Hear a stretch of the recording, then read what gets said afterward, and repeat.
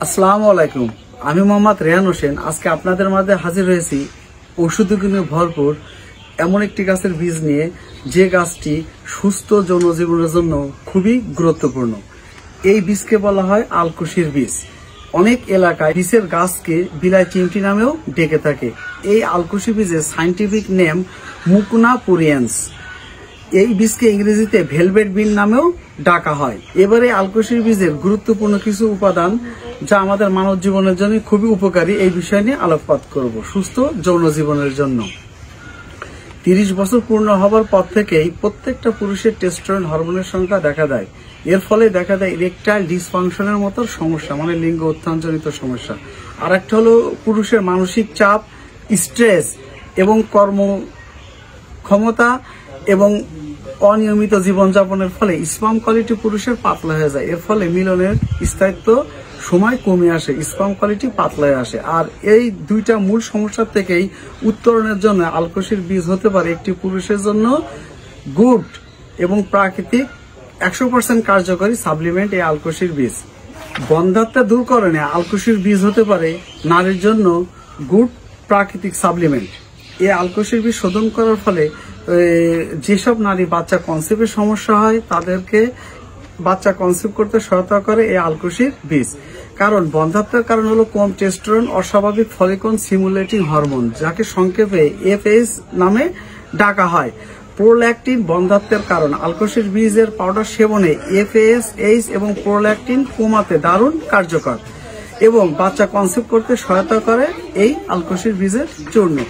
আবার ডায়াবেটিস রোগের যারা ভুগছেন তাদের জন্য ভালো একটি সাপ্লিমেন্ট হতে পারে আলকুশির বীজের পাউডার। কারণ এই আলকুশির বীজের রয়েছে ডিচিরোইনোসিটিল নামক একটি উপাদান, যা ইনসুলিনের প্রভাব অনুকরণ করতে সাহায্য করে এবং রক্তে সুগারের মাত্রাও কমিয়ে থাকে। তাহলে এই ঔষধি গুণে ভরপুর আলকুশির বীজটি আপনি প্রকৃতি থেকে সংগ্রহ করে কি সরাসরি গ্রহণ করতে পারবেন? উত্তর হলো না।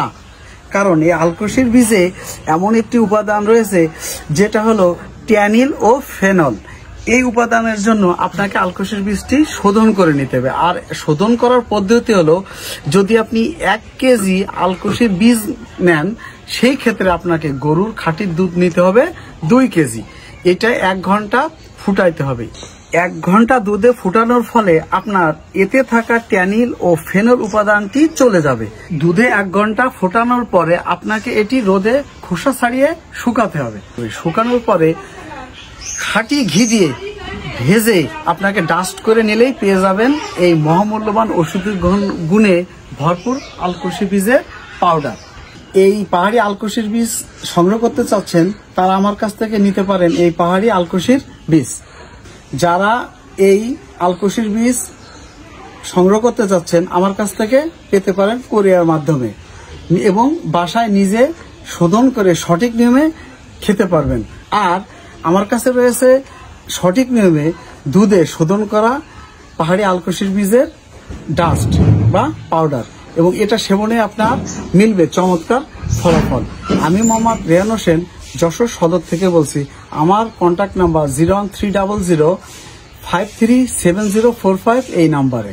যারা পাহাড়ি আলকুশির বীজ কোরিয়ার মাধ্যমে পেতে চাচ্ছেন, পাশাপাশি আলকুশির বীজ দুধে শোধন করা পাউডার পেতে চাচ্ছেন, তারা আমার স্ক্রিনে দেওয়া কন্ট্যাক্ট নাম্বারে যোগাযোগ করতে পারবেন। আর পেয়ে যাবেন 100% খাঁটি পাহাড়ি আলকুশির বীজ, সাথে দুধে শোধন করা সঠিক নিয়মে আলকুশির বীজের পাউডার।